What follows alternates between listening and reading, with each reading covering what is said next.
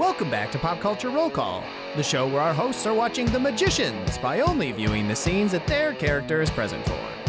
This is Season 2, Episode 8. Word as Bond.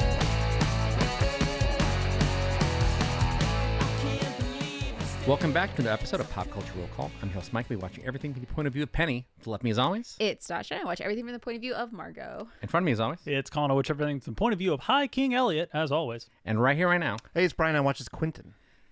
We're back in the same room. Hey. Germs ain't got shit on me. And our For now. audio's better. We can see each other. Yeah. How clean can you get? What if we still had real-time delays? That Like- would be pretty terrible. What? Okay. Right, that's terrible audio. This is great. This is great. I wonder how much of that actually happened, like when the podcast started going back to in live after the sort of like 2 to 3 years where it all was full remote, where people just like couldn't deal with having no delay. Like they got so accustomed to letting each other breathe and like waiting for facial expressions. I feel like that's just the better way of doing it, honestly. Yeah. But it feels less like a conversation. It definitely gives more. I feel like there are podcasts that have that, and it sounds more like, I don't know, like a produced, like almost like a sports announcer ish, where they like have not all of them, but like there are definitely some that are more formal, where like someone finishes their sentence and then they pick up and it just doesn't feel like a conversation, right? It feels a little different. So you're saying us talking over each other is good, actually? I think it contributes to the casual style choices that we're making for this podcast. Let's go with that. Yeah. It feels real. Lived in. You say let's go with that, but it is actually a choice we're making. Authentic. I don't think we have any business up here at the top, do we? No, we can just get right into it, I think. Well, we actually do have a little bit of Damn it. business. There's business? Yes. Did I forget to plan something? Next weekend is going to be our that yearly business. live stream for Extra Life, which is where we play video games for 24 hours combined over 2 days because we're old now. And You know, hour 22 is if you do that, is the hardest moment of your life. it's brutal. I like physically am not capable of doing it. So we're going to do it over 2 days. Are we really? 24 hours. This is the first time hearing of that. Oh, wow. Maybe not. I assumed we were just doing 24 straight. Well, No. Live planning on the TBD. couch. Live TBD. planning. But that But is it the will 15th start. and 16th. Yeah. We're going Yes. to be miserable or really miserable? find out which one. Yeah, join us on the Pop Culture Roll Call Twitch channel. We'll be hanging out for a while. Go chuck it a follow if you just want to not have to worry about keeping up and you just want to be notified whenever it's going live. Yeah. Just go over. You can follow it even if we're not online. Don't worry And to about be it. clear, this raises money for the Children's Miracle Network hospitals. Yep. Yes. Yeah. We primarily pick a Chicago hospital, and that's probably what we'll do this year, too. Yeah, and if you want to contribute yourself, like if you want to do the stream, you can join our team. We'll post links if you are interested in sick. that. You can stream yourself and also raise money. Yeah. And then at the end, it'll give us like a big total. And I think that'd be super fun. So we've seen other podcasts do it that way. And so we're going to expand our team this year and let anybody who wants to join. Yep. Yep. Every time I explain it to people, they're like, "Oh, that must be so fun," and I'm like, "Listen, I know. I'm gonna get the play a cigarette bunch out. of video games. Sounds great.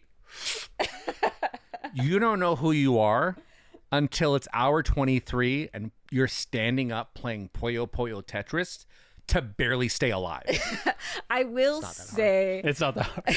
I agree. I think it's hard. I will say it's like super.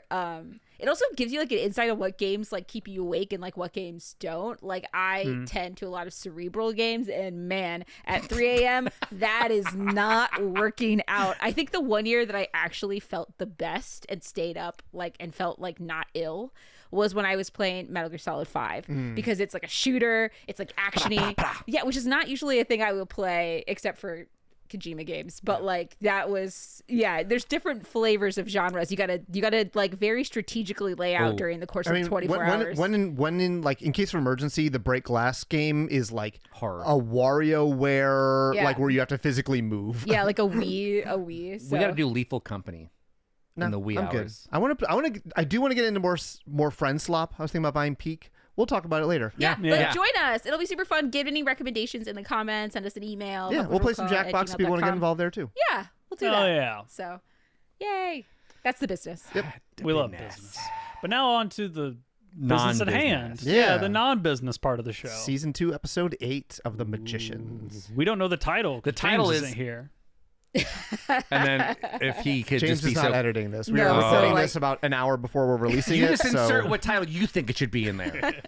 I will say, I start the episode in the dark, yelling like, "Quentin, where are you?" Oh, I have a scene or two before that. So I'm in, I think it's the physical kids cottage, assuming that's, I don't know what it looks like anymore. I think we just changed what it looks I've like. stopped caring about what these rooms are called. Yeah. And so like Julia I do not care. is like sleeping or unconscious or something. I don't really know. And Kady. Yep. Curly hair. Yep. Yes. Okay. Is here. And I'm, so Quentin's She's talking to always Kady. the same name, unlike the rooms. And we find out that Julia lost her shade. What Lost does her. that mean? I have no fucking idea. Okay. Got it. And so Is that like a Julia's kid thing? passed out on the ground because she She's lost on a her bed. shade. She's in a bed. But the idea is that something is wrong with Julia. She lost her shade. It's not okay, said with like, here are oh my- yay, she lost her shade. Good for her. Yeah, here's my It's like, notes boom. verbatim. Okay. When the Mu Dong cut the demigod's soul out, they nicked hers by accident, and now her shade is gone. None of these words are in the Bible. This sounds like 12-year-old slang that's insulting me because I'm old. And like, oh, this guy lost his shade. I'm like, what? Yeah. And I'm Yeah. like, is she gonna be? And then Katie's like, I don't know. And that's the end of that scene. I have no fucking idea what's going on there. Okay. My next scene is I'm in Fillory. Got it. And Alice is like obviously over my shoulder, in front of me. I'm working on a spell. Alice is telling me to hurry up. And she's like, I checked your work. It's fine. Let's do this or whatever. And this is kind of our agreement from last episode. She gets to take control where of she your gets- body. exactly. And apparently this is like, the spell is like word as bond, and it's an unbreakable spell. Okay, so that makes sense. So that's the way to guarantee that she will give the body back. Yes. Got it. And as part of this agreement, in the text of the spell I'm casting, there are like, it's like a contract type of thing, and it's no hurting anybody, no casting magic, no sex. Which Those are are the only 3 you signed? Everything else is chill under the rainbow. Being a dick, okay. Being a dick, okay. I mean, I get the no hurting anybody. That's Yeah. a pretty good rule. You should honestly, PSA, try not to hurt people in general in your day-to-day life. That's pretty fine. The no sex, I also get. That one makes a lot of sense. There's a lot of consent problems. There's a lot of consent problems. I just more think there should be more. Think there should be more added to the list. Those 3 should be unspoken. Yeah, don't exceed the speed limit by over 10 miles per hour. and one of the Throw that in spells should be, like, based on how this goes, she has to tell me what the fuck she's doing with my body, because I immediately don't know. Oh no. Yeah. Maybe Oh. wear a body cam to keep it fucking on. So you're just Something. Oh god. You're just renting out your car and you have no idea what's happening on the road. Yeah, I feel like when you rent a car, that those terms and conditions are Yeah. much longer than 3 sentences. Yeah. Yeah. That's why you It's got not to be your body. 25. It's your Toyota Prius. Hey, we'll let you smoke and go to war. Well, you got to be a little bit older for the car. Anyways, I like cut my knife, my thumb with a knife. She cuts hers like with her teeth, I guess. I don't know. She doesn't have a body right. anyway, so I don't know what the fuck she's bleeding. But we like put our thumbs on the piece of paper with a spell on it and like press our palms into it, and like our palms have the little like sigil from the spell on them, I guess. That's cool. But it doesn't seem like it's visible later. I don't really know how that works. But yeah, at the long story short is that at midnight it's Alice's turn. Okay. And then this is when Margo's asking where I am. Okay. Yeah, I just hear yelling, and then my next scene is like us talking while we're walking Yeah, to we'll walk and Fillory. talk, yep. Yeah, and we come in mid conversation where like we're like, okay, we got the golem out from the morgue, weirdly under secured. Like not enough security. Felt like it was too easy to steal this body from the morgue. Yeah, I can't imagine that's, and maybe I'm dead wrong, but I can't imagine that a really common. But I can't imagine a really common crime is taking bodies from a morgue. Because, I mean, I don't know. People usually dying to get in there. My point is that's actually exactly what Quentin says. He's like, Yeah. I don't feel like it's usually bank enough- vault. right? Like, yeah, high security, and I'm suggesting we should maybe do it more. It was kind of fun. Okay. Did you But- ever steal a body? We did. No, like Oh no, Thoughts? no. I listen. Who do you think I am? I've dug up enough I bodies. was like, I do you this. haven't This is stolen a not- body, No, but, but like- like this isn't like I've done it before. It's not I've that taken exciting. a pack of Wrigley's spearmint gum. from a 7-Eleven. Whoa, I'm sorry. Mike, statute of limitations, bud. Think about It it. happened yesterday. What? You stole yesterday? No, I'm kidding. Don't say it on Please. the air. No, That's I'm still, just kidding. That's still impeachable. Seriously. But This is where there's like a magic brownout. okay, yes, that's what What? we're calling it. I don't so like those words.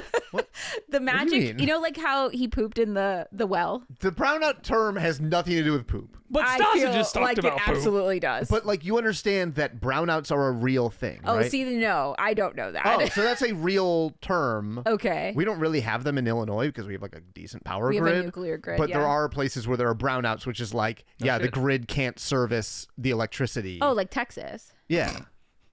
Got it. Got him. And so like lights go dim and shit like And that. things like yeah. Oh, it's Deep not in like the heart all of the lights Texas. go off at the same time. It's more like It's a power surge. Yeah. Reverse power surge. Yeah, I Yeah, guess. Yeah. sure. And Margo explains that this is like could happen twice a week, could happen 2 times an hour. We don't really know. We're working on it to try to get this wellspring fixed. But like the problem is, so we brought the golem to do like for there to be like a magic spell done that if we have the clay and they do this spell, it's supposed to like move Elliot's consciousness from the golem where he died, quote unquote, back into his regular body to basically like recondense him. Okay. And the problem is that with these like power outages of magic, they have to start the spell over every time it happens. So you're trying to fit in that like wave. Yes, we're trying to like basically. get a spell done in a window. But the window's so irregular that we can't even like plan There's no way to around it. predict it. So basically the only thing to do is like consistently keep trying. It's power goes out and you Hope just we get a start long over. enough window. Yeah, like that's the only option. So Good luck. we go see the patient. Do you have an and episode, Colin? This We'll is what I talk wanted about to it a little ask. bit. Okay. I'm not on vacation this week. Interesting. But I am going to be sitting here going, oh, really? A lot. Okay, interesting. I do know of one scene with you, Yeah. but that's the only one. So That feel might free to be fit the this. only one. Okay, that's the end. So like you're gonna be That's- here for a while. Really? Yes. Yeah, okay, cool. We Okay, can keep going. fantastic. And so like basically we go see Elliot while we're talking, and that's when Fen is explaining the enchantment thing and basically saying like we just need to hold off the war. Like I've apparently sent like a confusion spell over the army to kind of delay, but we're trying to get Elliot back up and running before we're actively engaged in warfare. Yeah. So not only do we have to fit this in a specific time period where like the magic is going out, but also like we have a literal army on our borders and we need to figure out how to do that too. Margo didn't seem to have much of a problem declaring war without Elliot's consent. I don't know why you need Elliot to help you run it. I have a feeling it is a little weird. I will yeah, agree. I'll say Elliot didn't want the war. Right. That seemed to be Margo's baby. Yeah, the thing, I think, in all fairness, nobody told us that we were broke before I started the war. We went to war. They only saw fit to do that after, which a little late, I think. It was like not clear, and they had the scene. So I think that the circumstances in which the warfare is happening is not ideal and not what she predicted, but I Sure. agree. She is weirdly unstable right now, but I also think that Margo tends to be better when Elliot is there. Yeah, like sure. they bounce off They each do other really balance well. each other. All of this to say, Quentin is like, what can I do? Like basically like offering to help, but I'm like, listen, you should go back and hang out with Julia because like literally, as we've seen here, anything could happen at any point in time. If I need you, I'll call you basically. Yeah. And I give you the button to Yep. leave. It's a very you can kind of tell that Margo is regretting maybe a little bit of what happened between her and Elliot. Like she feels that like there are things that have been left unsaid and is sad about it. Yeah. My next scene is back at Break Bills, and like I'm with Kady in kind of one of the common areas, and Julia's now awake and seems very chipper and is very excited that she found a hospital that took in a surrendered newborn on August 20th, 1976. Sorry. One more time? There's a hospital that took in a surrendered newborn. So like somebody gave a newborn to a hospital on August 20th, 1976. That's not surprising. Yeah, know the that baby date? surrendered, like hands up, Oh, like, hey, I August. have no weapons. August 20th, 1976 is a random day in August in 1976. Okay, I have damn no it. fucking idea. Okay. And Oh, I thought you were actually No, going I'm to just say kidding. something. I was like, huh? Like, I was leaning forward. I have no idea. I don't know what any of this is about. And Kady's like, holy shit. Like, it's a big fucking revelation. I'm like, Quentin seems like he's kind of following as well. I have no idea what I missed. So this is one of those episodes where, like, So far, you're 2 Off-screen scenes in. You got conversations. no idea what's Yeah. being said. anyways, Julia's like leaving the cottage. There's like basically like a full-length mirror like on a door or something, and she like does magic around the edges of it, and then the mirror turns into like a forest, and she's just going to go leave through and I'm like, Kady and I are both like, no, you should stay. Like, there are wards here. Like, you're safer here. And Julia's like, oh, like Reynard, you know, like if Reynard was gonna finish me, he would have done it already, right? So basically, like, oh, like if he wanted me dead or whatever, he could have done that. okay. So me leaving isn't dangerous. And I'm like, no, I agree with Kady. And she's like, I don't care what you think, and she leaves. Okay. Interesting. Which we knew what the shade thing was. Feels like it might color the scene a little bit. But yeah, I have no idea what's Yeah. happening right now. So Great. Yeah, me like, neither. there's this baby, don't know who the baby is. There's this shade thing and Moodang, the fucking the Hippo? hippo. Yeah. what was it? Sorry, Moodong. Mudang, right? I think that was the group. Wasn't that the Korean group, or like there was something? Was that the monster? I can't. Oh no, that remember. could be the Korean underground group that sent. Was it the group or was it the monster? Name? I don't know. The monster was a. It's okay if you don't Dokkaebi. know. You knew it from K-pop Dokkaebi. Demon Hunters. Dokkaebi. Dokkaebi. Dokkaebi. Oh, okay, So okay. I think the group that sent the Dokkaebi after her. Maybe that's what they're referring to. Okay. Anyways, I got credits. Okay. And then we get credits. I get mine. I did one. I did one singular this singular time. too. It's always singular. We're gonna bully him. Yep. Bully Mike. Everybody at home, bully Mike. My next scene, you're in. So. Oh, okay. Don't look at me. I'll Do you sprinkle in a have scene. anything here? Yeah. Oh, okay. I see 12 Penny minutes. a few times. Oh, do you? I Yeah. don't see him at all. My first scene is I show up in the like Netherlands library. Who's ever said Neitherlands? That is what it's called. Oh, is it? Netherlands? Yes. Yeah. Oh wait. We Oh yeah, just- Not because in we actually Amsterdam.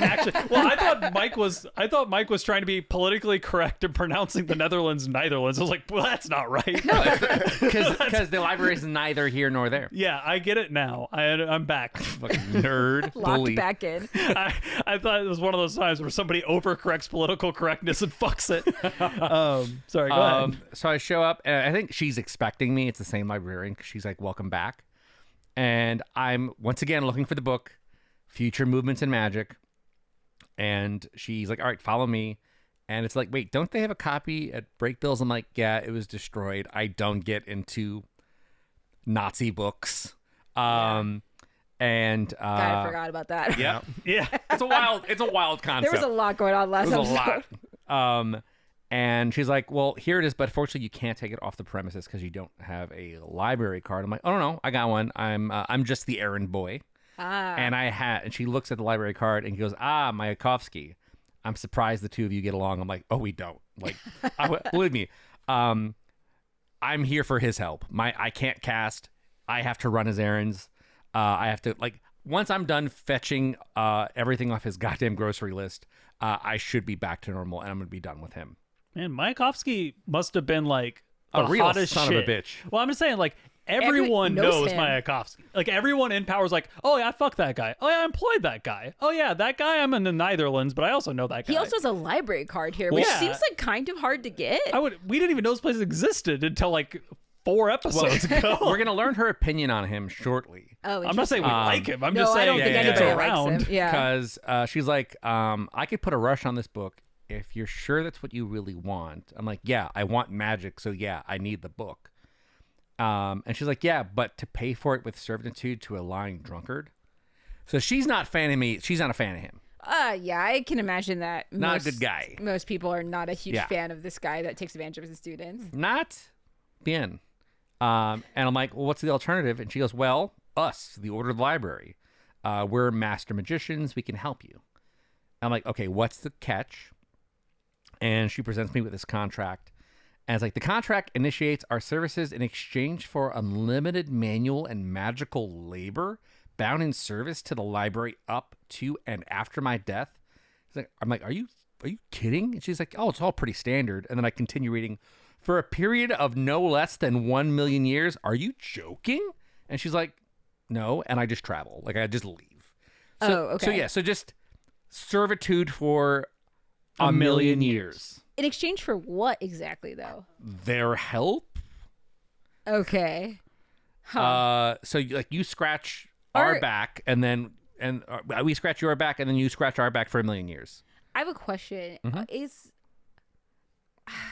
don't know if I have enough information to even ask this question. I just don't get, what is the library like? How would they help? Like, in what way? Well, they're saying that they're also master magicians, and so anything that Mayakovsky can do, they could probably do, and it would be less. Oh, sorry. In my head, I thought that you were talking about help over all of our problems. No. Just my to hands. fix your hands? Just my hands. Oh, no. 1 million years for my hands. Oh, You need wow. to get some better friends. It feels like all your friends are transactional in nature. And really, me like Yeah. that. I literally didn't even think they were just talking about your hands. I thought Nope. it was like, help us with Fillory, help us with like all of our like Scooby Gang problems. But no, that's just for your hands. You want them hands? 1 million years. Wow. Somebody wow, as wow. hot and charismatic as you should be able to get away with a little bit more. I Just actually like a little definitely bit more. agree. Good looks mean nothing in this world. It's crazy. You've got ugly away social problems right now, and that's not your vibe. Not my vibe. And then that's that scene. I leave. And my next scene is with Kady. Okay. And then I believe someone shows up. Yep. This is great audio. You Yeah. mumbling through your notes and pointing your mouth away from the mic. Yeah, nailed it. I'm just, they feel like they're here. My next scene is in that kind of like foresty area that Julia was kind of walking into through that mirror. I think it's like a park or something. Sure. Funny thing about this scene, I'm not visibly in it for like 90% of it. So obviously I'm hiding somewhere Sure. Behind a bush.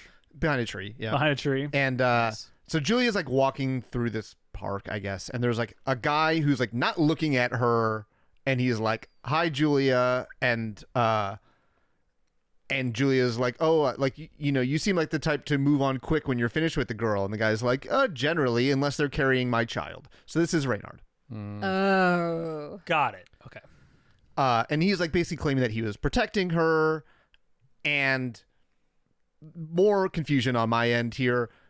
Apparently Dana, whoever that is, wouldn't tell Reynard what he needed to know, and it, quote, got very painful for her. So apparently Reynard needs something from Dana and tortured her for it. Calling a shot. I got maybe not a called shot because I see some stuff later. The baby in the 80s, 70s? Yes. That's probably his kid. I'm not sure if that's his kid or not. It probably is. But he's asking Julia where Dana's son is. So, yes, this is... Okay. Okay. Or another kid of his. Yeah. Okay. So he basically says, like, he's basically asking, where's Dana's son?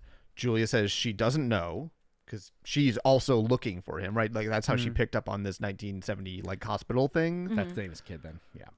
She doesn't tell him that bit, thankfully. But he does start choking her. Okay. And says, you're different. Someone has had a little shade amputation. I like it. So whatever a shade is, he can know that hers is gone. Okay. And it's something that he knows is a needle that he can dig in as a power play. I guess. So it's something negative for her, it seems like. Yeah. And so he's like kind of like up against this tree, and he knows I'm here because he like, basically, whatever. I pop out from behind the tree, and he's like, oh, like, I'll give you a head start if you want to start running. Basically like he's playing with this food type of thing. Yeah. I was gonna say he's got a little bit of that sociopath cat and mouse vibe to him. Yeah, like, he's a terrible And Quinn's person. like, all right, bet. And then takes like one step, grabs Julia's arm, hits the button, teleports to Fillory. okay, smart. Perfect. And that's when I have you guys literally pop up into Fillory and you're like, hey, I need you to watch her. She needs someplace safe. And Margo's like, fine. Yeah. I don't have enough going on over here. Come on in.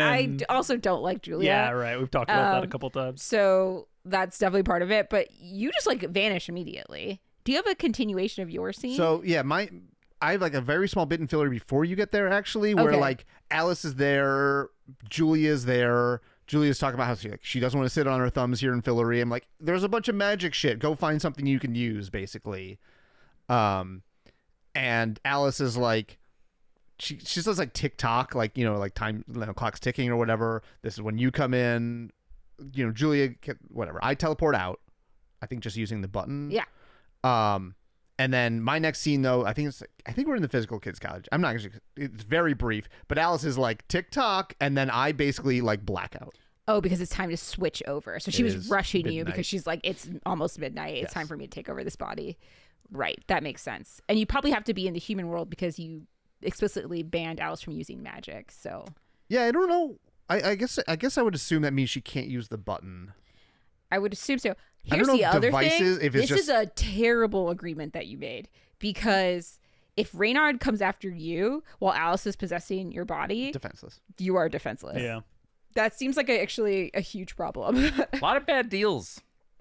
I mean, I get why you wanted to enforce that, but like, they're probably, once again, Colin is correct. There should have been like Some more qualifier statements. Self-defense details, clause. Maybe like, a couple sub clauses Yeah. untouched. But knowing Alice, like she would addendums. manipulate any, or like this version of Alice, yeah. like she would find ways to manipulate any sort of loopholes in this document. That Yeah, but like the Asimov like rules, right? Isn't that like what those what are the they called? robot. Yeah. the rules of robotics. The rules of robotics, three yeah. rules But of like robotics. then all the stories are about the gray areas between the rules, right? Yeah. Yeah, no, absolutely. We can jump on a soapbox. Oh, but yes, it's Yeah. all about the classic one is do no harm to humans, but by essentially like snuffing out humans, you are making it so they can't hurt themselves for the future. You're protecting them from harm. Yeah, themselves, yeah. little bit of bad now, less bad later kind of deal situation. Yeah. I just don't understand, like, if you're gonna write up, at least if it was me, and I was gonna write up a magical contract for a spirit niffin taking over my body like once every 3 days or whatever, like go to Dean Fogg and just be like, hey, do you have a magical lawyer on retainer? Right? Can I get somebody to help me write this contract? Because so far I have 3 bullet points and it says no magic, no sex, no bad. And I just like, I feel like they can get around this. Good start. I mean, Quentin still hasn't told anybody about any of this. That's Yeah. true. That's Start true. talking. We are all dealing with such major fucking issues. I don't understand why this is such a precious secret to him. Because it's Alice. Can I also Yes, kind of. suggest that it's like you thought that you were losing it because you felt like you were talking to somebody who wasn't there, and to maybe you feel vulnerable to tell your Yeah, friends that that's- because like That's definitely like the stated reason, Yeah. right? Is that like people are going to think I'm crazy and send me back to the mental institution. Yeah. Right? We're in a magic world. People could probably cast a spell to be like, oh, is there a ghostly presence? Weird. There 100% is. You're not crazy. you know what? That's actually fair because actually I would like to say you did tell somebody, right? Didn't you tell Alice's parents? Yes. Yeah, Yes. true. Yeah.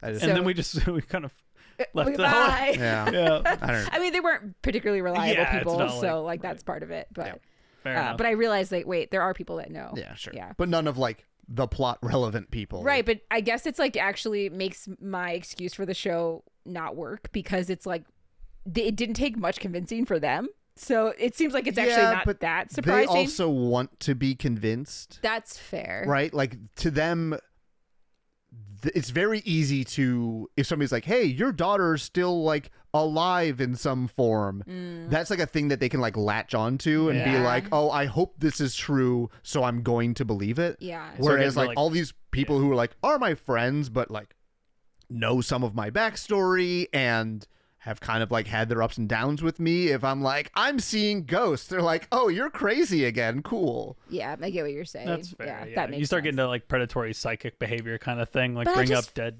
feel like we're relatives. all better. Like we're all Oh, closer 100%. than this. Yeah, Like, I think it would work out if he said something, Yeah. but I understand the impetus Maybe. if that's the writings, like Yeah. what they're trying to do with it. So Okay. anyway, My next scene is I'm waking up in a library and Alice is basically like, kind of talking about how she needs more time. And I'm like, more time for what? And she just refuses to tell me, and I have like a notebook in front of me that's totally blank, right? Or at least visibly blank. Yes. And I like try to like look around the books and stuff around to see like what is she getting into, and there's basically like old manuscripts, like he said, illuminated manuscripts, and like from apparently our art history course. Basically, these are old like manuscripts from monks, right? Like the hand copied manuscripts, and I know from our art history course that like they often got bored writing the same thing over and over, so they made like little embellishments in the margins. So I grab a magnifying glass and start looking in the margins of this monk's kind of Manuscript. and Alice is like, oh yeah, a lot of monks dabbled in magic. Some of them exploded. And I'm like reading in, there's like Latin in the margin. It's like, there must be another way to bring back our brother. And I'm like, are you trying to find a way to reverse this? And she says she's not. Okay. That's really the end of that scene, though. Okay. So. Interesting. Just, Okay. just out of curiosity, because you seem very logging in, logging out of your own body. Mm-hmm. You're in a scene with me later, right? My next scene is with you. Okay. Just wanted to. It's a good check. Maybe we should have some kind of like catchphrase that you could slip into a conversation, but you would never say it any other way. Only if people were expecting that you might not be who you are, like maybe that would be useful. But if you're not telling anybody, you know what? Fair enough. That'd be a really good time to set those ground rules early. You do, not you. I feel like if this was not like the main plot of my entire episode or several episodes, this would probably be like a secret in our format. Yeah. But it's impossible to edit her. I'm sure every scene with me, everybody's like, why are there all these weird fucking cuts? Mm-hmm. Obviously, why. Like, so, if you get a scene that I'm not in, I will probably say that.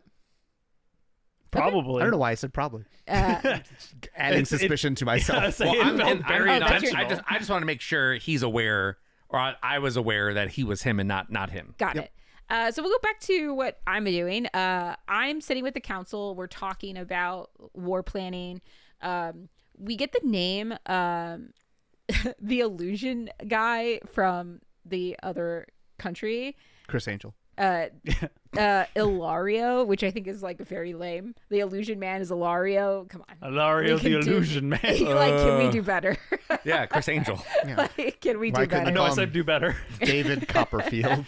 Fair enough. We'll take that one. And they think that it looks like there's like 8,000 troops marching on Fillory, but they saw him at the edge of the forest, so they think that he's doing some sort of magic. Like and 9. It's probably closer to 3 and like 6 guys. We're like talking about how we spent the gold and like that, we've got our infantry up, but like we're still a little nervous about this.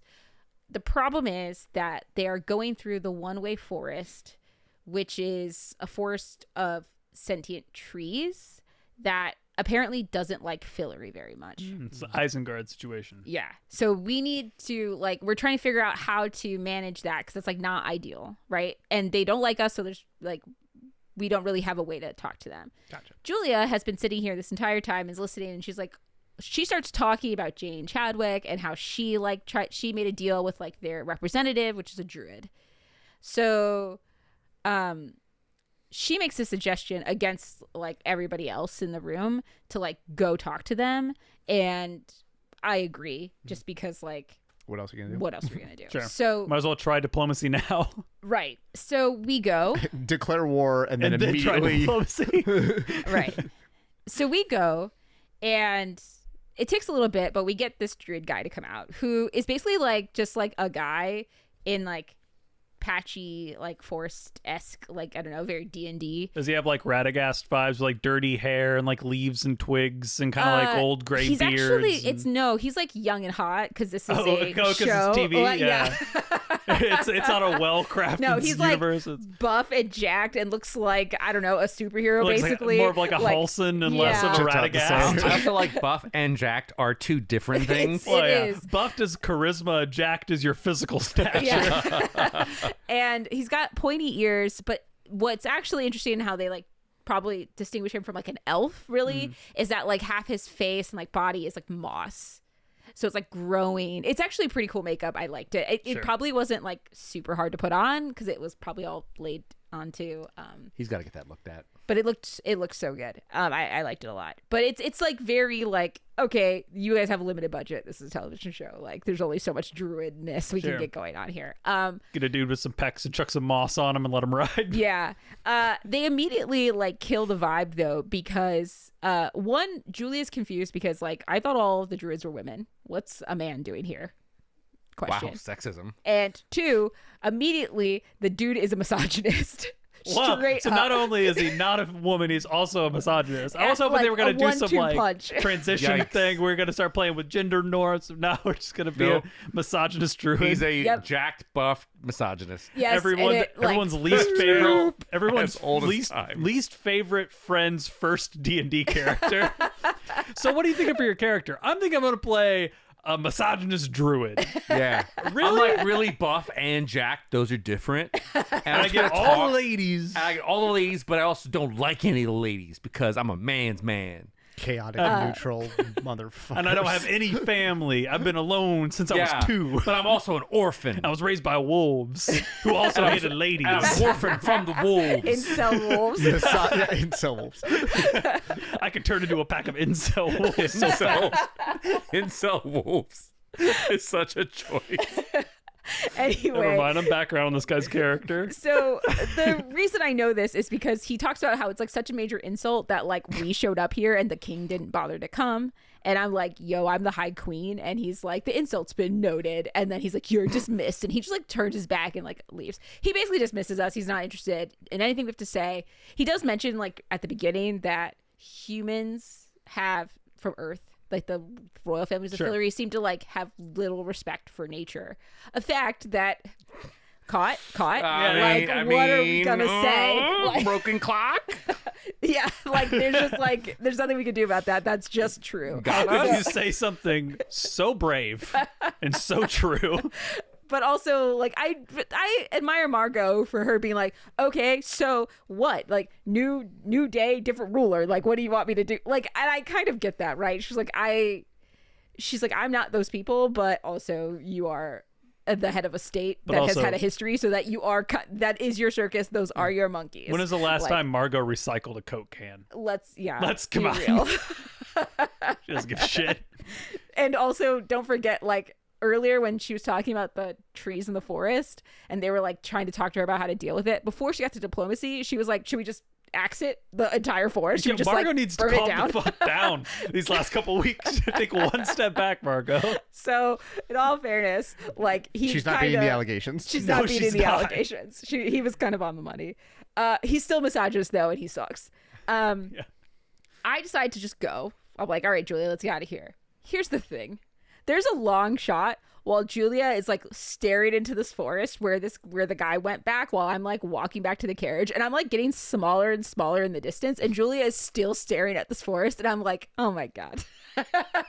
Like, obviously Margo the character does not know this, but the shot is like she's gonna do something bad probably, and I'm like, oh no, she's gonna burn down the forest.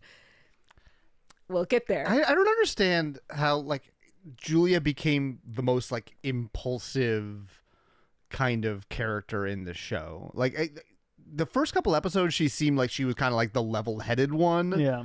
And then everything since then, she's been like, I'm gonna go fuck shit up without telling I anybody. think the Reynard stuff is supposed to be a shift for her character. But even then, like before that, she was like joining the hedge witches and like doing. Oh, so do you think it's just being rejected from the school? Maybe. Because that's what's different about this timeline, Yeah. right? Is that they changed Julia's personality a little bit, Yeah. True. which I think is like interesting, but like also so depressing, right? It's like, what if we put someone under insane pressure just for the like, is that sacrifice worth it? Yeah. Like, is that fair? That's really interesting, actually, now that I say that. Like, I wish we saw more Julia, because it's hard for me to be sympathetic to her, because, like, I don't Everything really... she does is like, why the fuck would you do any of those things? And I don't get any of the scenes Yeah, right. that would make me sympathetic to her, which, all like, we know obviously... is that she lost her shade because of a Well, we know that, hippopotamus. like, she's been a victim of Reynard, so, like, that is, like, part of it, right? Sure. But, and that, like, you can get that, but it's just, like, I haven't seen any of those scenes. I haven't seen, like, that, so it makes it harder. But I'm sure if you were watching the show normally, it would make sense. Yeah. In any case, my next scene is I am back at the castle, and the lady who's doing the magic over Elliot is saying that, like, it's done, kind of, and it's like he's still laying there though, but she's like, he has to do the work of crossing back, but not everyone chooses to do so. So, like, she's basically saying she's almost out of options, and it's kind of up to Elliot to decide to move on, to come back to Fillory, I guess, not Earth, but yeah, to his body, I guess is probably the better way of phrasing that. Okay. Got balls in my court. Yeah. Noted. My next scene is I'm on the computer kind of looking at the hospital records that Julia found about 1976. And yeah, all we find is that, like, there's a baby transferred to a social worker by a nurse. So there's a nurse at the hospital named Michelle Walker, and then they're like, the trail goes totally dark there. And we're like, oh, where's Michelle Walker now? And then it's like, oh, she's in this cemetery. She's dead. Oh, okay. This is when Penny walks in. Wait, is this the first or second scene with us in it? Oh my God. You tell me. The first. So go ahead. Tell what did you have? Hey, listen, Quentin's getting confusing. I show up and essentially it's like, hey, dead end again, because everyone's like looking like down. Yep. Y'all ask how things are going with Mayakovsky. I'm like, yep, still a jerk off. And that's when I'm like, Quentin, like, hey, what's going on with you, Quentin? Your mind is doing something. Yeah, because remember, like, this has been a thing since like the first episode or whatever, where Penny's like constantly like reading my mind, even though neither of us want that to be happening. Yes, the Taylor Swift song. We address that in a second. Yeah. So I like, you know, he basically is like, he knows something's up with like the Alice stuff. Yeah. And I deny it. And then I start apparently singing Imagine Dragons in my head. I'm like, stop that. He's like, stop what? Stop singing Imagine Dragons to like distract me. And you're like, why do you always poke around? And I'm like, I can't help it. You leak, asshole. So there's something about you that just like is just throwing out shit that I happen to just get hit by. Maybe We're catching strays. Yup. I like it. I mean, you guys are just like Maybe meant we're to just be. drift compatible. Yeah. Yeah. Wait, am I shipping the OTP of I Quentin? honestly love this. Yeah. What would our I couple's love name be? Enemies to Lovers. It's just classic, man. Penton? Oh, I like Penton. Penton? Yeah. It sounds like Yeah. a different cute guy. Yeah. I'm not sure if it makes a He's good like Paddington's couple's name. third cousin. Penton. Penton the bear. Penton the bear. Well, what else happens? That's the end of that scene. For you leave, and I'm like, something's wrong with that guy. Something wronger than usual. And True. And I'm like, and he's like, he's a grown man, just like moving, and like I'm just like staring that out, and then I'm like, oh wait, have you eaten lately, Kady? Like you should eat, because I'm now just worried about her. And that's when she's like, Penny, we haven't talked about Fucking in the library. And yeah, and I'm Yeah. like, well, I thought we weren't going to. And she goes, yeah, that was, I mean, yeah, when it was just like quick fun, not hanging out 24/7, robbing banks, fucking our brains out. And I'm like, well, that is fun. I can't imagine that Grand Theft probably Yeah, does that to a person. Yeah, it was all fun. And she says, it's all I need. And that's when I'm like, okay, here's the deal. I can't study magic unless I sign an insane contract or Mayakovsky stops sticking me around.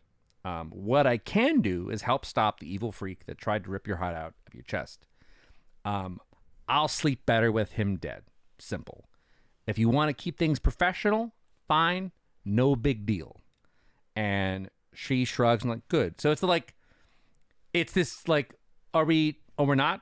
Okay, we're not So going you guys are not going to be officially together. We're not together. We're going to Okay. keep this professional. Sure. Okay. Do you lay any other ground rules? Just another Quentin writes, it's not having trouble with your notes today. Is this another like Quentin Alice, like poorly worded? Poorly worded. Listen, Sure. listen. I thought we weren't going to talk about it because I love when two people have the conversation and then just stop like 20% in. I have one question. Do these ground rules last through the end of the episode? Yes, but more words come out. Crystal clear. Crystal clear. Obviously. If you're gonna do it, just have the conversation. Are we having sex Our whenever we options want? were just Should I text? sexy crime fun, or we keep it professional, and we're definitely making one of those choices. Oh my Sure. God. Great. Okay. Can't wait to see which choice you made later. What else are you guys up to? My next scene is once again with Kady, but then Quentin shows up. Yeah, that's my next one. Oh, okay. So we jump forward to another room I refuse to learn the name of because it all looks the same. And Kady's like, before you ask, no luck with the adoption records, no luck with the hospital, no luck with the nurse, and with nothing. And that's when I'm like, hey, Quentin, what's wrong with you? Yeah, I apparently I just went off and fixed my wards around my brain, so you can't read my mind anymore. Which is now even more suspicious. Yeah. I'm like, Yeah. wait, your wards are airtight. And you're like, well, you complain, so I fix them. Like, since when are you good at fixing anything? And you're like, can we agree that no matter what I'm about to say, I'm gonna lose? So let's just stop talking about that. I want you to go through the next part instead of me because I want to see what you hear me saying. Okay. Well, no. There's too much going on because we're talking again about Reynard's kid, and there's a trail that we're following trying to track this kid down. But the and trail nurse- goes totally cold when the this nurse dies. And you're like, oh, I think I remembered a way. I think I remember there might be a way to find out more. And we're like, yeah, time bridge. We thought of that. That won't work. And then you're like, no, time sight. And I'm like, we never studied time sight. And then you go on this like jazz, like freestyle back and forth vibe. And we're just like, what are you're saying so much and saying nothing at the same time.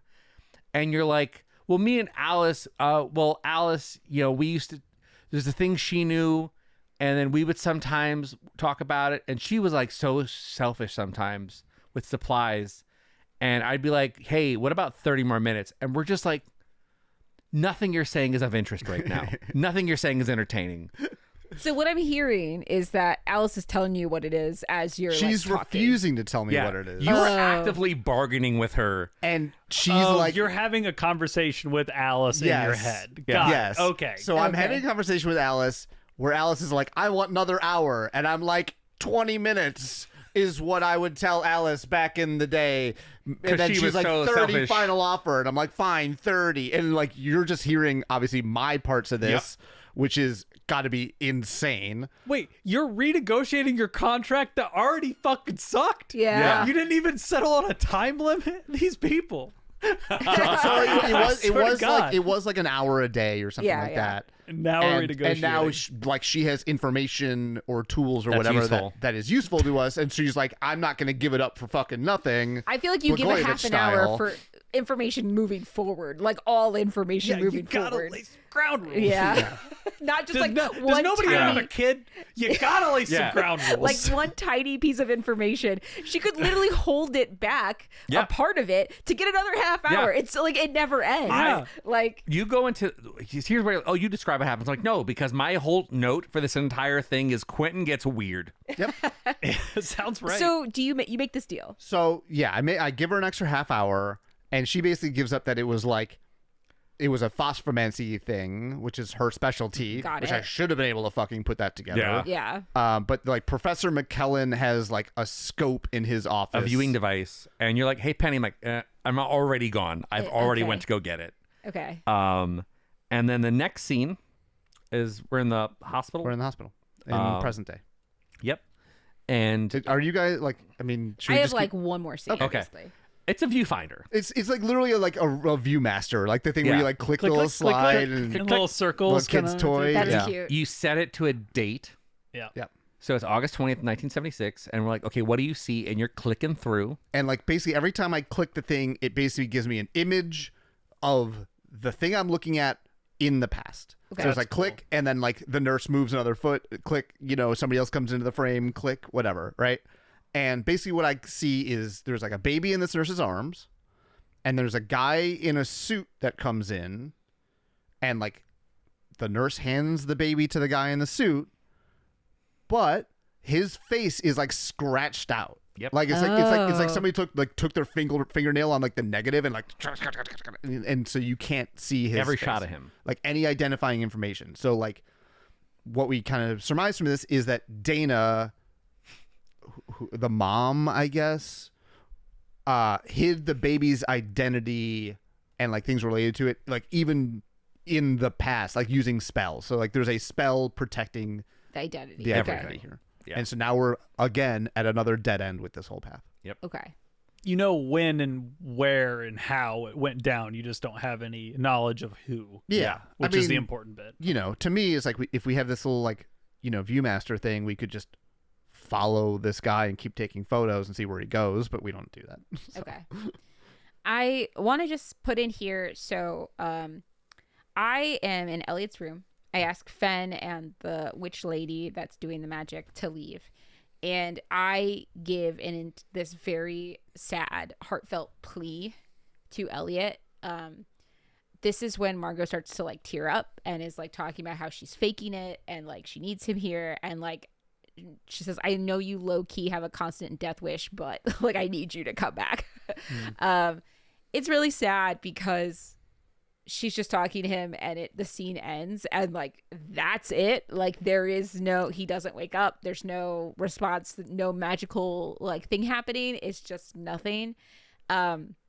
And my next scene is I am storming into my kind of like chamber room where you dropped off Julia before to yell at Julia because I found out that she set fire to the forest, which is now triggering a civil war in our country because the sentient trees that are not part of the one-way forest but are also sentient trees that live in our country of Fillory are really pissed that she burnt down the entire forest of, by the way, apparently those one-way trees were endangered. Like Very they cool. were the last of their kind, and she just So good. So now we're at war both within and without. Yeah. Super cool. And stole no money. And Yeah. and that guy who said that you're bad with the environment was 100% right. Yeah. Right. The misogynist was right. The wolf incel. So here's the thing. So Julia is like, yeah, I did you a favor. Those guys were assholes, and now you don't have a problem anymore because the trees aren't there Now you anymore. have two problems. And she says, you know what you could do is you could just banish me. You didn't do anything. I did it. I'm the bad guy here. You could just be Julia did it. Banish me to leave Fillory forever. And Margo is like looking at her as like she is being really snarky. And I had two thoughts. Like she seems like a little very laissez-faire about it. It's like weirdly suspicious. I'm like, what is actually happening? Yeah. And two, I do think that Julia went to talk to the druid again, and I did not see it. Yeah. Like as like a viewer, I'm like, there's clearly something else that she got really pissed about and burnt down that forest. It's not from that conversation. I find that to be quite unlikely. Even if she is supposed to be a little like loose cannony, which is what Margo describes her in like a second. I don't think Julia has been that loose cannony. She's been sitting in this room basically for however long you've been gone, just vibing and not really doing much. Like she's impulsive, but like I didn't really feel like she was impulsive to that degree. Sure. So it makes me feel like there's something else going on. Might I remind you the fact that the druid that came out was a man, and there was like they were supposed to be all women. Yeah. So there In might her be history and, yeah. something going on there that we didn't see. That maybe the trees deserved it. Yeah. Don't know. Maybe I'm wrong. Maybe It's a lot it of was- sentient beings to burn alive. We don't actually know if that's true. Like, I don't know how many there even were. Like, I don't know what that really means. Sure. I guess like, when I hear a forest full of sentient trees and I heard burned the forest, my brain goes to burned a bunch of sentient things, but I don't know. Maybe I don't I'm know. wrong. I have no idea. Yeah. In any case, Margo's like, okay, yeah, that's not how I wanted to handle it though. So, and she says, you know, you're a loose cannon, and you know what we do with loose cannons in Fillory? She calls for the guards, and she's like, take her to the dungeon. And Julia is literally like laughing, but like kind of that shock laugh where you're just like, are you serious? Are you putting me in the dungeon? And she's like, yeah, I'm putting you in the dungeon. It's gonna turn out you don't get banished for burning sentient things alive. You get thrown in a hole. Yeah. So I have one final scene for the rest of this episode. So you guys take us to the end. I'm just processing the term loose cannon for maybe the first real time in my life. I'm imagining a ship with just a loose cannon. That you know what you should do? Is what it's you referring should take to. it off and put it in a big hole.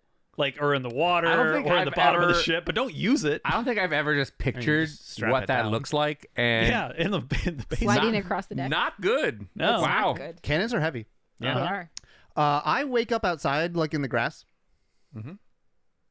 Alice has not been abiding by the rules very well, it seems like. I mean, I don't think there was a rule about where she has to drop me off. Should have been. But there was a rule about like not hurting anybody, and there's like a body with like appears to be a knife in it, just kind of on the ground there. And Alice is like, I can't hurt anybody, remember? And I'm like, but she's like, she's a monster. Technically, I did good here. There's a ton of kid bones in this sandbox. I have no idea what the fuck I missed here. Oh my gosh. Apparently, Alice said she had to resort to enhanced interrogation techniques, aka torture. But she won't tell me what she was torturing out of this creature or whatever it is. Is it like a monster or is it a person? I don't get a good look at it. Oh, okay. It's dark. There's like it's covered in like cloths, and all I see is like lump on the ground with what looks to be a knife I sticking out. see. I see. And Alice is like, we might want to go before the rest of it lumbers up here. It's pretty mad at me. So Okay, so a monster. So probably a monster. Yeah. I thought this was one of those things where like, well, I think she's a monster. Right. Have you seen the shoes and those socks? Like, I didn't know where the Well, sort the of kid like bones line. feel That's like true. that is I don't answering. like kid bones. But that's what they I said. know. I don't like it though. And so my next scene is I don't know how much you have left. I have a handful left, but Let me do a scene. yeah, go for it. So back in unnamed house, Kady is drinking a bunch. And I'm like, what are we drinking to? And she's like, Dead Ends. And she's like, what? I'm like, I'm adjusting. You used to hold your liquor better. So she's a little tipsy. And she goes, yeah, we used to drink for fun. Now I drink to get fucked up, to not go out and do anything worse. And she has something that she mixes into her drink. And she's like, I hope this works as a mixer. And she's like, oh, did I forget to mention? I have to take this now because I'm a junkie. Just trying to stay straight long enough to find Reynard without falling the fuck apart. And not doing well. Okay, so she's putting some sort of magical drug in her drink? Yeah, to like some sort of like thing to Painkiller, keep something to keep her on the straight and narrow-ish. Okay. Because she's a junkie. So like magical, like Narcan, like or something like that. I don't like. She doesn't get into it. Weird. Okay. And I'm like, Kady, we're gonna find the sun. And she's like, you think? I'm like, listen, if we put our heads together, shit gets done. And she's like, oh God, that is so stupid. It's sad. I don't think you were listening when I said I'm not your fucking girlfriend. I'm like, good, I don't want one. Like the most mature. I don't even want a girlfriend. Okay, I'm an incel wolf. Lone wolf. Oh God, yeah, Jesus. And she's like, yeah, I get it. Like you're very tough and cool, right? Oh God, you're so cool. You're not hearing me. I'm not your problem. This isn't your chance to prove that you're some kind of fucking hero. You want your dick sucked? Great. I can do that. Then I'd love you to just fuck off. And then she walks up a bit, pours another drink with her back to me. And I'm just like staring at the back of her head for a bit and then walk off myself. And she's like got a little teary eyed. But yeah, she doesn't care about me. I don't need a boyfriend. You don't need, what are we? I cannot imagine another scene that could scream, I need a hug louder, Yep. but that's Yeah. fine. Listen, we could just fuck and everything will be fine because I'm not feeling emotions. I'm also a lone incel wolf. We're all just incel wolves. Inside Maybe your together two we incel should- wolves. We should be an us cell pack of wolves. Does that make sense? No? Yep. Okay. Nailed it. Thanks. We're the lone wolves. I'm in the library trying to figure out how to break a word as bond spell, which I'm pretty sure there is not a way to do. And Alice is basically just like, in over my shoulder or whatever, in my face, kind of being mean because she antagonistic. wants to, because she wants to keep control of the body. And I'm basically being like, I have to tell somebody about what's going on here, like ask for help because I just can't do this anymore. You went in over your head. You needed a lawyer before you wrote the contract. Yeah. And her argument against that is they're gonna lock me up in, like an insane asylum and then box her up, which I guess is like it's been referenced a few times that she's gonna get boxed up. Yeah. I think it's just like, the Ghostbusters thing. Okay. And I'm like basically talking about how like I want Alice back, like the real Alice back, and I can't help anybody, and I want to do one thing for the person that deserves it the most in the world. And I start like kind of breaking down in tears a little bit, and she like looks sad temporarily and like says she understands, and then she's like, "You want to know the truth? You are a failure, so stop using me to try to fix that." Anyways, it's her time again to take control. So my next scene is in Dublin. Okay. I'll just keep rolling. This is a long scene. My last scene is with you, but I have a little bit before you show up. If that helps. So just roll on, Brian. Okay. So I'm in a cab in Dublin, Ireland, and you just wake up in the cab, right? Yes. Okay. Yeah. So like, whatever. She has her hour and a half or whatever it is, takes me to Dublin, and she's like, "Oh, it's already done, like whatever." And I'm like asking the cab driver, like, "Hey, like where did we come from?" And the guy's like, "It was like 3 blocks that way." And I'm like, "Can we go back?" And he's like, "Sure." And so Alice is like, "No, don't." And she's like, does not want to go back. And it's like a church, and we open the door, and opening the door triggers the most Rube Goldberg ass shit I've ever seen, where like the light switch turns on and a cross like starts glowing neon, and there's a fire in a fireplace that starts, and there's a bird cage that like has a cloth lift up over, out of it, and there's like doves in the bird cage, and there's a radio with like chanting that starts playing, and then they make us some scrambled eggs. Yeah. And anyways, she tricked me here with reverse psychology, like the most basic shit. Like she wanted me to be here because she can't do magic. What right? a rube. And as like, this is all kind of happening, there's kind of a guy on like the pulpit or whatever above us who like clears his throat, and he's like, "I believe you called to me with something personal at the place of my transformation." And he like kind of does a little magic thing, and the radio like short circuits and sparks and stops playing. And he's like, "The music you got wrong, but the birds, I did love those." And like, kind of like cuts to the birds, and he like does more magic and sets the birds on fucking fire. And he's like, "They are a bit annoying, all that cooing." Why are we burning so many sentient things this episode? I don't know. So he's asking why I summoned him. Do we know who him is yet? I'm assuming no. He is it Reynard? He is a priest. Okay. So he's like, "Maybe you didn't mean to do that. Maybe it was you." And like the camera, and like he looks at Alice, so he can see, and like he senses Alice's presence or whatever, and like know or suspects that it was Alice, not me. Right? His name is Friar Joseph. Okay. And Alice is like, "Oh, I need your help with him, with Quentin," and he calls me the crushable little field mouse. Honestly, pretty straight across the bow. Yeah. Kind of nailed it. Yeah, crushable little field mouse. Yeah. Yeah. And I basically try like a binding spell because he is a niffin, right? Or, like, the priest is a niffin? Yeah. So remember the margins the of that monks book that exploded. Yes. Because the magic overcome them. Oh my god, they that exploded was and became obviously niffins. yes. Got it. So it's a niffin like clergy, or Yeah, no, one of the clergy's monks, wrong presumably. term. But yeah. It's just one guy. Okay, I didn't know if there was like a whole So order. well, we get into it a little bit Fair here. enough. And so I try this binding spell, and he's like, "Silly boy, I can't be boxed," right? So like he has found a way to like resist this whole this whole thing. And Alice is basically saying how she read about him, And it basically, like, there were priests that studied magic, and they went too far, and their brothers had to box them, except for sometimes the boxing didn't go right. And he's like, yes, the occasional niffin did slip through. But then he reveals that it wasn't like a handful that escaped. It was just him, like, over and over again. Okay. So he's basically been able to, like, resist this boxing thing as a niffin. Kind of the only one deal. Like other niffins were getting trapped, but I guess he is powerful enough, or like has some special ability. That seems to be the implication here. Okay. Right. And I'm kind of just like whining and doing whatever. And Alice is basically like telling him to shut me up.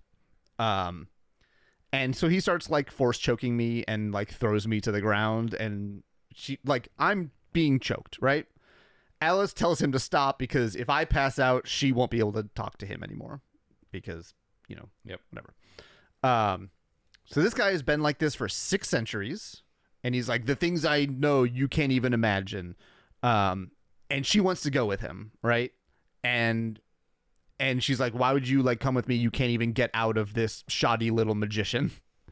So what he says is, if Alice can find a way to free herself, then she should find him again, and he'll show her a secret or two, because then she'll have like proven that she deserves to know like some of what he knows about how to be this like, you know, unboxable niffin. You got to learn to walk before you can run, and walking is getting out of Quentin's body to prove that you should be allowed into the big dog circle. Yeah. Yeah.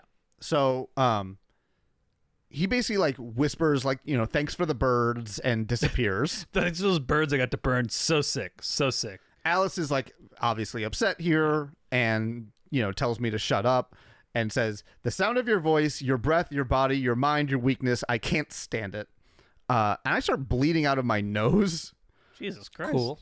And basically like there's kind of an implication here that like my body trying to hold this niffin inside of it is starting to like fail. Okay. So if I keep this up for much longer, it'll kill both me and Alice. Okay. So now you're motivated to get her out of your body too. Yeah. Gotcha. So we got our smoking gun. Okay. We both want the same thing. Yeah. Can now I we call have this it. Friar Scotty? I mean, we literally had a name. I prefer Scotty. No. Why? Anyway, keep going. You caught it. Scotty Niffin. Pippin? Yeah. Yeah. Just The ignore basketball him. player? Yeah. Just keep Nice. going. Thank you. Nice. My next scene is B-ball. back at the cottage. Okay, so I'll start. Kady's sitting down. I approach her with a piece of paper that I hand her. I'm like, Do you like me? Check yes or no. yes, no, or maybe.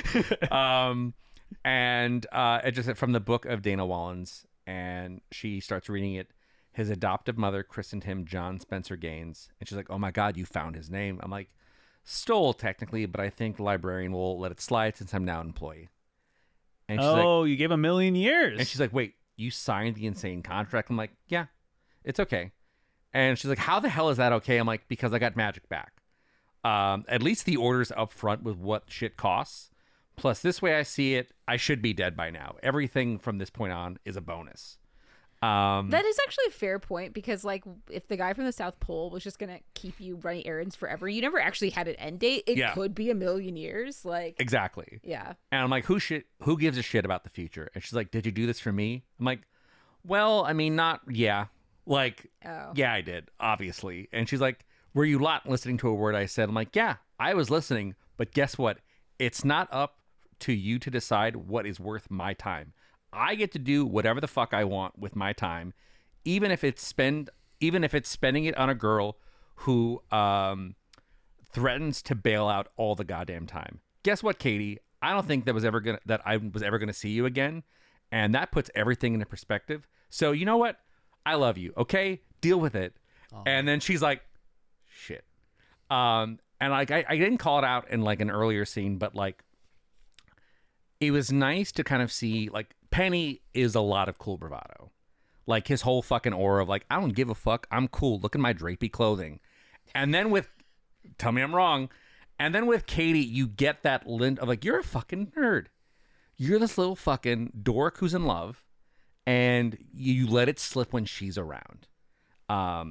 So I dropped that bombshell on her, which is an apropos. Like, yeah, you don't get to fucking tell him how to live his life. It's his choice of what he does with it. Whether it works out or not, that's not your responsibility, but this is a choice he's making. At that point, Quinn walks in, and I'm like, okay, enough. What the fuck? And you're done. You're like, can we just do this another time? And I'm like, no. First, your mind was weird, and now it's locked up, and now you're bleeding. Are you high? Are you possessed? What the fuck's going on? I don't say anything really of note here. You're Kady, like, why do you care? yeah, and Katie's like, like it or not, we're the closest thing you have to friends. And then there's like a moment of like pause. Uh-huh. And then Kady just fucking decks him. Like, just full on winds up, punches me right in the face, knocks me unconscious, end of my episode. And she goes, yeah, Glass John, not a surprise. And I'm like, what the fuck? And she's like, don't look at me, incept him. Go. Oh yeah, read his mind. Yeah, definitely. And I'm like, I give it to you. You're practical. And so I sit down and I go into my meditation pose. Meanwhile, for me, credits are rolling. And I go in and immediately see Alice yelling at me, get out of here right now. And I just come out like, Alice is in there. I think she tried to kill me. And she's like, what? I don't understand. I'm like, I don't know either. Does she know who Alice is? Yeah, Probably, Yeah. Yeah. I'm like, I don't know. I don't know what's going on, but I think she tried to kill me. And we're like, okay, what do we do then? How did she try to kill you? I think she just like lunged at me and was like, get the hell out of here. Oh, And so okay. like, that's threatening. And then credits. Okay. Cut back to we are at Elliot's bedside, and there is like these like magical glass wind chimes that like stretch over from the golem to your actual body, and the witch magic lady is like doing some like there's bits of thread that are like have like gold droplets that are like going up to the glass like wind chimes, and then they're kind of like moving. It's very cool. I think it's actually the reason I'm describing it so much is like my favorite magic thing that's happened in the show. I was like, oh, that is like ethereal. It's beautiful. It's like weird. I like it a lot. It is. It's a lot of this. A lot of waving your hands A up lot and of down. wavy hands. Yeah. A lot of But we're sitting there, and it like all of a sudden this light glows, and it's moving between the golem and your body, and that it just stops. And I thought maybe it was like, the power surge again, but it's not. And I asked the witch lady, like, did it work? And she's like, I don't think. She's like, get out of here. So like, we think it doesn't work. Fen starts to sob because she is like breaking down because she doesn't have her husband. She's pregnant, and she's like, what am I supposed to do? We're about to go to war. Like, this is a horrible situation. And this is when Margo like kind of like grabs her by the shoulders and like makes this like very interesting, like very heartfelt, like very Margo way of delivering this, where she is like got her like basically like shaking her by the shoulders, and she is with like gritted teeth. She's like, I will do everything Elliot promised you. I will take care of you. I'm going to take care of the baby. I'm going to make everything fine and right because like I'm going to do it because he promised you, and I'm going to make it happen. It's like very like, it's really interesting, especially when you think about the other scene where she was like breaking down. But because Fen is here, because she has a job to do, a thing to push forward, she's just like, all right, I'm doing it. Like, there's just no way to go but forward. And as I'm making this promise, somebody calls me. That's when Elliot sort of gasps, and I open my eyes, and I just come into Fen being like clutched by Margo, and I hear like the end of your impassioned speech, I think, as I was like fading in, and my first lines are like, it sounds like you got it all sorted out, like do you need me? Like, sounds like you're doing all right here. But that's kind of all that I got. And I forget, like Fen comes over and gives me a hug, and yeah, like she's really excited. you say like took you long enough or some. Yeah, and I basically thing. say that it's more fun when you're around. Yeah, like when we're gotcha. doing it together, which is the point. But Elliot is in fact alive. I am. Hey. I'm not sure about fine, but I'm alive. Have you ever been fine? I've done nothing but make it worse. No, not for a bit. Though, raise your hand if you're fine. Yep. None of us are doing. I mean, I guess Penny's more fine now. This is your fine episode. I have job security. It's true. You're employed by a library for 1,000,000 years. There's way worse places to be employed for 1,000,000 years. Yeah. Yeah. It's also like, what is 1,000,000 years to a place out of time? That's Yeah. what I was gonna say earlier. It's like you would probably functionally feel 1,000,000 years, which Right. is probably just as Unless bad it doesn't. as I mean, maybe that's a loophole in the contract. If it's out of time, maybe like 1,000,000 Earth years passes by in like 20 minutes. Oh. That's what I'm saying. There's like, you don't actually know. Like the whole thing of that whole Neither world is that there's like, it's like out of time. I So never like, what does thought it even about mean? That 1,000,000. Yeah, because time moves faster. It moves weirdly. It moves weird. Yeah. Right. You could be in the Netherlands for a short period of time, and it's a long period of time on Earth. I don't remember exactly how it works. Yeah. But like, I'm sure you'll Generally, figure yes. it out. You got 1,000,000 years to sort it, bud. Yeah. Don't worry. anyway. I think that's all we got, though. Yeah. That's all we got. Sounds like the end of the Go. episode. Leave. Get out of here. It's been kind of Shoo. long. I'm your host, Mike, signing off. Left me as always. It's Sasha. in front of me as always. It's Colin. And right here, right now. Brian. We'll see you next time. Bye forever. For more information, go to popculturerollcall.com. Follow us on Facebook and Twitter. Please subscribe, rate, and review. Our new theme provided by Stephen Rossbach. Find him at stephenrossbach.com for more of his work. Join us next week for another episode of Pop Culture Roll Call.